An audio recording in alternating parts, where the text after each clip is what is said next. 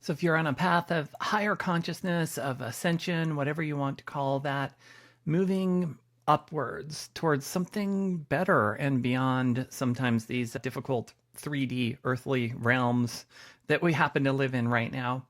I got an interesting bit about time and the meaning of time in the higher realms. In the metaphysical, spiritual, I don't even know what to call it. Just the group of people who are feeling like called that and have maybe for a while, or maybe you've been activated more recently. And there are discussions of like the idea of time. In fact, Eckhart Tolle's book, The Power of Now, discusses this idea of being in the ever present now. And I've heard other people refer to this like, being in the now, and how as we move to higher consciousness, we are more just in the now and we don't think about the future or past. And that's bothered me, but I couldn't quite put my finger on it. And I've gotten little bits and pieces. And here is another bit or piece or whatever you want to call this thing. It was actually some information that I received this morning in a session as I was asking questions just in general on another subject about sort of my direction and how I came from academia and why that didn't really work for me in general. And so that's where this conversation started, but then it took a turn into time and some other concepts. So I thought I would just read a few of these passages and then we can talk about them. So I'll just start reading. The first thing I want to read is, your academia, as constructed, is not ready for the new. It is made up of the basic idea of being knowledge keepers, which is more past-looking than future-looking. So this idea of knowledge keepers, that comes from what we call core analysis. Some people call Akashic Records work. It relates to Seth's work by Jane Roberts in The Unknown Reality, Volume 2. There's this idea that there are distinct sort of flavors of consciousness that make up our core consciousness, our soul, whatever you want to call that there are distinct flavors of that, and that each of us has this unique composition that is that mix of those flavors. One of the 9 main flavors that have been enumerated by various people at different times, and that I have used in work with people, is the knowledge keeper. Truth, knowledge, really the pursuit of, being somebody who, an educator and or librarian. And I know it sounds boring, and it's not meant to be as boring as I'm just a librarian.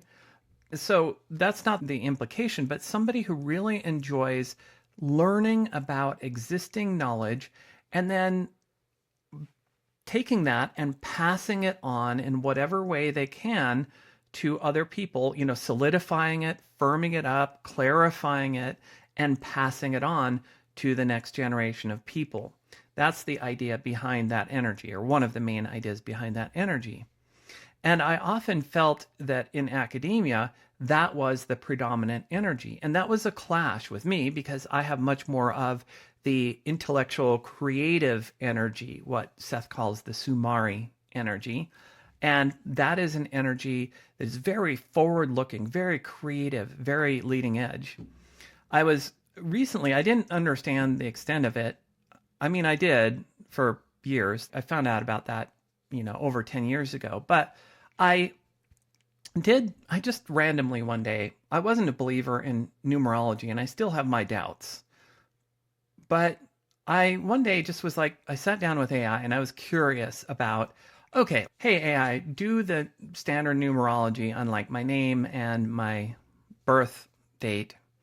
And it came out with my number of both my name and my birth date was 1, the number 1, which is this initiator energy, leading forward energy into the future. And it fit perfectly with what I had already known about myself. Coincidence? I don't know. I'm becoming less and less a believer in coincidences. So now it's got me wondering about this numerology stuff. Like, is there something real to it? And I know some people very firmly believe in it. And I've never dismissed it entirely because I just don't dismiss things out of hand. There's so much we don't understand, even though we like to pretend that we do understand it. So anyway, back to this thing is that academia is very much, in many ways, composed of this energy of keeping the knowledge of the past and passing it on with, if you get into research, there's some bleeding edge creation, but it's sort of like fits as a little bit of a square peg in a round hole. It's like it sort of works, but academia is always kind of pulling back and trying to say, yeah, no, be more conservative, be more cautious, don't go too far beyond the scope of what is known. And so it's kind of this slow-moving place. And that's not a bad thing. Like, we need people and organizations and institutions that do shepherd the knowledge, shepherd what we know about ourselves, and carry that through. I mean, nowadays we have Google, so maybe that role is less important than it was at one point. And we have AI now, which that's a whole other can of worms. And I'm using all these old metaphors. Maybe it shows my age or something. I don't know. Anyway. So that's interesting. But that wasn't where this went, where this turned next. This revealed further why I was incompatible, why I ended up deciding to leave, even though I had a cushy tenure job. But the next thing was, those that say in higher realms there is no past or future aren't correct. And I think somehow after I received the knowledge about academia, I was thinking about past and future and just this whole idea, because they were like, this is past looking, but you're forward looking. And I'm like, well, but if I'm moving into higher consciousness, then there is no past or future, right? Or at least that's what I've heard some people say in spiritual and metaphysical discussions. And that is why I got this response. Again, those that say in higher realms there is no past or future aren't correct. We do consider how things may evolve only at a much higher level than the human vision of what may happen. If there is a now, then there is a not now. Again, if there is a now, there is a not now. It's a really interesting concept, because you think about now and you're like, wait, oh yeah, okay, there must be something that is other than now. Otherwise, if everything was in the now, then I would be in contact with everything in the whole universe that has ever existed. And that would be pretty freaking overloading. So anyway, we'll continue. It all depends on one's focus. At the highest level, there is nothing that is not, in quotes, only that which is all, everything, and now. So in a sense, that sentence is saying, if you go to that highest level, the origination point, the source, the all that is, the one, or the word God, which I hesitate to use because the term's religious connotations, but that's fine. Some people use the word. So that's referring to, if you go to that highest level of the all-encompassing energy, the source, then sure, at that point, there is not anything that's not, because it's all that is. So it is timeless in that sense. But here's where it gets interesting. Okay, so back to the passage. But part of being an individuated consciousness is that which one is not, or not now. So it's saying, like, if we are not the whole, but we are a sort of a fragment or fractal of the whole, like our souls, and so we are, again, we're connected to the whole and we reflect the whole in that fractal-like way, but we are not actually the whole right here, because that would be too much to encompass in these bodies. If you look at people who've had like mystical experiences connecting with that whole, it's like it's overwhelming how much it is. And so this is the point, is saying, as individuated consciousness, we are not the whole. We are still a piece of the whole, but we are not the whole. So there are parts that are us, but there are parts that are not us, that are separate from us. And that leads into the next sentence. There is still movement of energy, and movement of energy requires what you call time. Only your perception of it as a linear progression in one direction, that is the problem. That is why spiritual teachers often say, quote, time doesn't exist, unquote, at higher levels of consciousness. They are being sloppy. Okay, so just a quick note here. My team that I get downloads from can be a little bit snarky at times. So please don't take offense if you are one of those who have that other belief. But this is just, it comes through me, and I can be a little bit snarky and rebellious and things like that. So it just reflects that. Continuing, at the highest level of consciousness, where one is all and all is one, yes, such a separation as time doesn't exist. But for any level of consciousness where there is individuation, such as an individual soul or even oversoul, there is an existence of separation, and therefore there is the existence of flows into and out of how much separation. What is the nature of separation? And so something that you would call time exists, otherwise any kind of separation wouldn't exist from the perception of that part which is separated from the whole. So that's quite a passage there. But the way I interpret that is if we are, again, this individuated consciousness, there is that which is not us, and then we have energy exchanges between ourselves and other parts of the whole that are not the whole itself. And in order to do that, in order for a flow to happen or any change to occur, and in other words, if we grow, if we expand, that is a change, that is a delta, that requires time. Or if we shrink, or if we exchange energy, pass energy, all of those things require some kind of progression. It's not just a static whole. So there's a progression that happens at all times, except at that one whole level, at the very highest level of the system. And I shouldn't even say high, it implies a hierarchy. That's not what I'm intending to do. I really am against hierarchies. I've got a whole separate video coming on that. But anyway, so we have time, like at all levels of consciousness except this very highest one.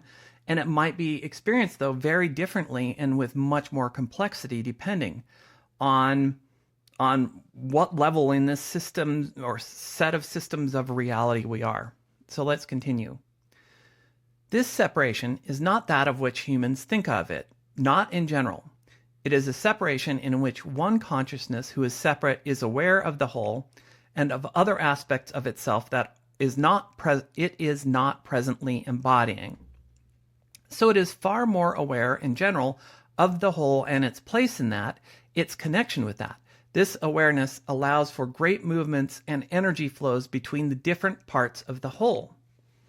So what that's really saying is that for those who are interested in or thinking about like ascension or raising consciousness, what this is saying is that as you move up in that level of consciousness, you do become more aware of your part in the whole and of the connections between you and other parts, much more aware, much more connected. But you're still an individuated part. You still have some individuality. It might not be to the extent that we do right now, where we just, are here. Let me just read the next passage about this. Human consciousness on your planet, by and large, has not acknowledged any connection to the whole. It sees itself as truly separate, individual bags of flesh that somehow were randomly gifted with consciousness. So any exchange is seen only at that level of the material. Time is seen that way as well, with regard to how material substance, which is condensed consciousness, flows. It is narrowly defined by these flows of what you call matter and, quote, energy, the latter which is an echo of what is truly energy. Okay, again, there's a lot in this statement, but it's really interesting here to think about that we define time, again, in terms of movement of physical objects and the energy that we are aware of. And Einstein said that actually they're the same thing. E equals mc squared says they are the same thing at a fundamental level. So there's c squared is just a constant. That's the speed of light squared. So they've got an equivalency. And we base time off the movement of those things. But what this is saying, what I'm receiving here, is that this energy that we see, that we put in the equation E equals mc squared, is only one component of the true energy that exists. Okay, so here's the closing sentence that sort of is the capstone. They were being a little bit snarky. Okay, here we go. Your so-called dark matter is actually light energy of the deepest sort.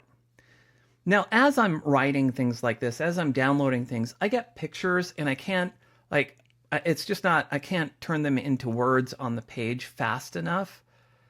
But I really got this picture, this image of energy beneath the energy that we see and we measure as humans. And that is a much vaster light energy that exists, that we can't see or measure right now. It's not that we never could with any instrument whatsoever, but right now we can't see it or measure it. So our scientists call it dark matter. And I have railed about this before, how science says, well, we know most of what's going on, and we have a pretty good idea of how the universe happened from a Big Bang and all of this stuff. There's this dark matter stuff that just happens to be around, depending on whose number you use, 90% or so of the universe. We have no idea really what that is, but, we just ignore that, and we've got it pretty much figured out. Okay, so you ignore 90% of what seems to be making up our universe, and you've got it mostly figured out. Okay. How does that work? Anyway, so I just have to laugh at the whole thing sometimes, because I love science. I've said this before. I love science. I love the process of exploring and understanding our world. I mean, I'm constantly doing that. The people, the entities, the consciousness that give me these downloads, they probably get really tired of me asking questions like this, constantly, all the time. And that to me is the form of science. It's curiosity. It's wondering, how does our reality really work? But anyway, I digress. So the point here I want to bring it around to is this idea, well, two ideas actually. First of all, there was a little bit of snarkiness about the spiritual community, because sometimes what I have observed in following and reading, listening to so many people in spiritual, metaphysical areas, is that there's a lot of oversimplification. It's kind of like, hey, when we ascend, we're going to be just all one and all light, and it's all going to be wonderful all the time. Now, it will probably be a lot better in that state of ascension. And I think there are occasional masters here on Earth who have already done that. So it's not just this is the only time that will ever happen, but I think it's maybe more people are going to have it happen here. That's the working thesis, the working hypothesis. But anyway, so many people talk about that as just it's all awesome and wonderful, and there's nothing complex going on there. And what I keep getting as I dig into this stuff is no, it's quite different than at our level of reality.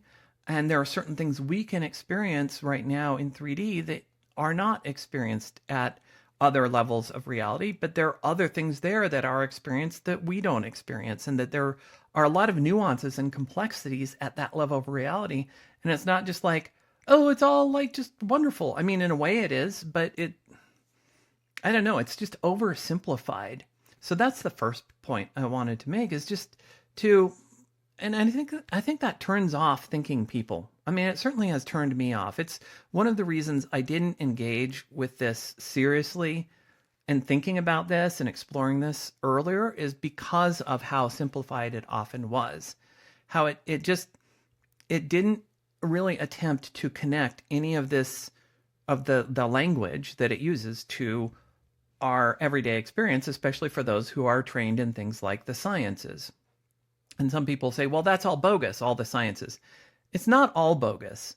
I mean, some of it is very real. I know the people who are outside of the sciences have many conspiracies about what happens inside of the sciences.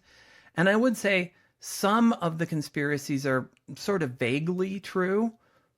But, we humans tend to make conspiracy theories about things we don't understand. I've talked about that separately. And so there are a lot of conspiracy theories about what goes on in science, whereas a lot of the time it's just like regular people who happen to be a little bit geeky and curious, and so go into these really difficult careers that they end up like grinding all of the time to try to chase grant funding to keep their research going. And it's a big grind. And I grew up in that. I was part of that. I have family members who are part of that. And I don't know, I'm getting off on another digression, but my point is that science isn't all wrong. It's not like when we ascend, we just suddenly abandon everything we've learned from science. Some things I think are very limited in their viewpoint, sort of like, here's an example of how science was limited in this viewpoint. First, we had no notion of what gravity was. And then we got Newton's laws of physics, which included gravity, which described a little bit more about what gravity is and how it works. And then Einstein came along and said, well, that's okay, that works under certain conditions, but there's actually this space-time curvature that actually is what gravity is. It's not a force as much as it is space-time curvature. Okay, so that was Einstein. And I think we're probably about to learn some more things about what gravity is that are more nuanced. It doesn't necessarily invalidate all of what came before, but my personal hypothesis is that gravity involves quantum communications. And I'll just leave that for another time. I've talked about it like 10 years ago on a random video I posted, and I'll talk about it again. So anyway, to wrap this up for you, just to really understand that all of this stuff doesn't have to be just like simple in the sense of like, oh yeah, just just be happy and just, meditate. I mean, yes, we should all be happy and more positive and, not fake positive, like real positive, while acknowledging challenges.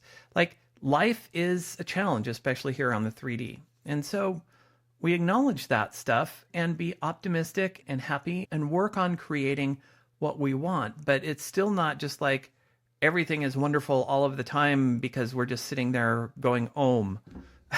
I guess that's the key point of the video. And hopefully that gives you some solace. It gives me solace because I don't want to just sit around on some mountaintop going Om all the time. I like going outdoors. I like doing things like going out kayaking on a river or skiing on a mountain or having a great conversation with a person or all of these kinds of things. And yeah, it sounds really boring.